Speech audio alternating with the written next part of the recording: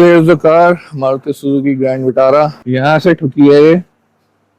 Majority of the denting has been done. As you can see, जो major dent था वो निकल गया. पट्टी लग चुकी है एंड अब ये ग्रे वाली भी लग चुकी है. अब इसको सूखने के लिए छोड़ा हुआ है.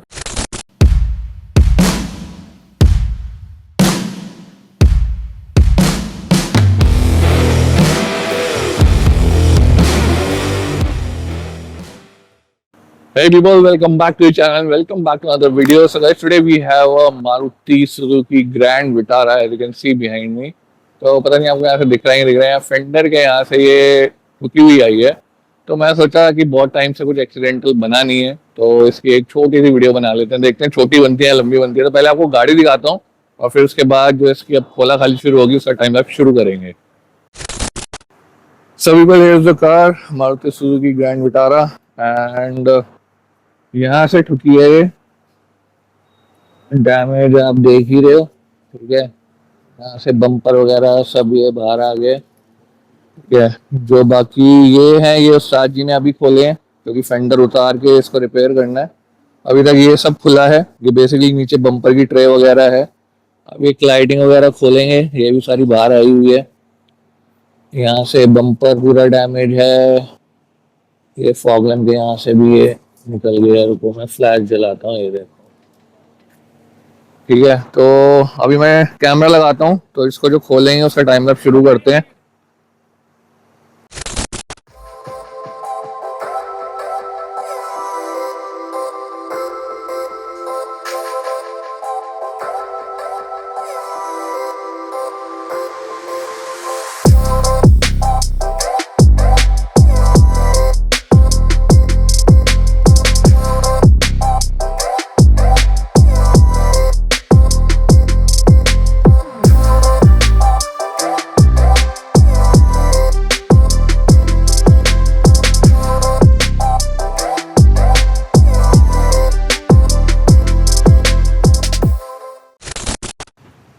So guys, majority of the denting has been done. As you can see, जो major dent था वो निकल गया.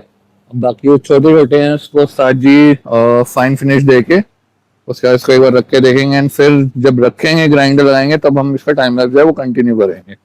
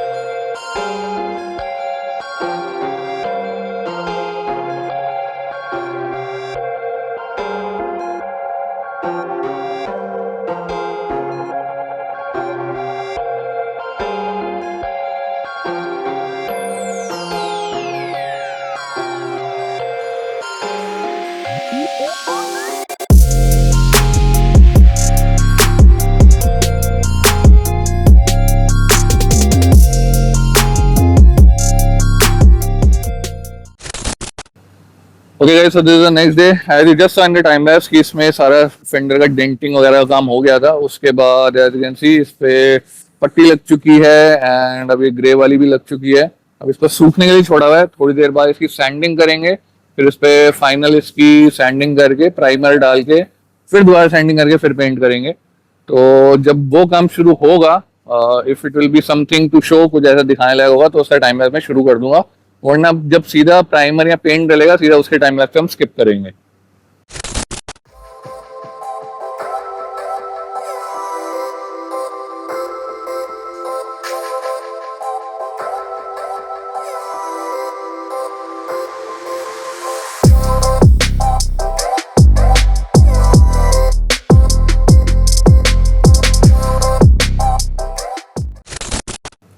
ओके गाइस, सो गाड़ी पे पेंट हो चुका है एंड अब सूखने के लिए छोड़ी हुई है धूप में। तो वैसे बारिश का मौसम बना हुआ है, थोड़ी देर पहले बूंदाबांदी हो रही थी, बादल भी आए हुए हैं, बट आई होप अब ना हो। सूखने के लिए छोड़ा हुआ है, जल्दी सूख जाएगी उसके बाद रबिंग करके फिर उसके बाद गाड़ी को रेडी कर देंगे। अभी आप देख सकते हो कि दरवाजे और फेंडर में हल्का सा डिफरेंस है, but if you match it with this panel A pillar तो इसमें देखो कोई भी डिफरेंस नहीं है। तो ये होता है जो नेचुरल फेडिंग का इफेक्ट होता है। ऊपर डिफरेंस नहीं है बिकॉज वो एरिया सन में ज्यादा रहता है, यहाँ पे हल्का सा डिफरेंस आ रहा है, बट वो अभी रबिंग होगी तो वो सही हो जाएगा। तो रेडी करते हैं, जब रेडी हो जाएगी फिर आपको बताता हूँ इसमें टोटल बिल कितना बना है। Okay well, so here it is, finally गाड़ी की वॉशिंग हो गई है and this is how the car looks now. गाड़ी देख लो, यहीं से लगी थी, ठीक है। कलर बिल्कुल देखो बोनेट से एक्यूरेट मैच है। बम्पर का भी, क्योंकि बोनेट तो हमने पेंट किया ही नहीं है, वहां से भी बिल्कुल मैच है, दरवाजे से भी रबिंग के बाद मैच हो गया।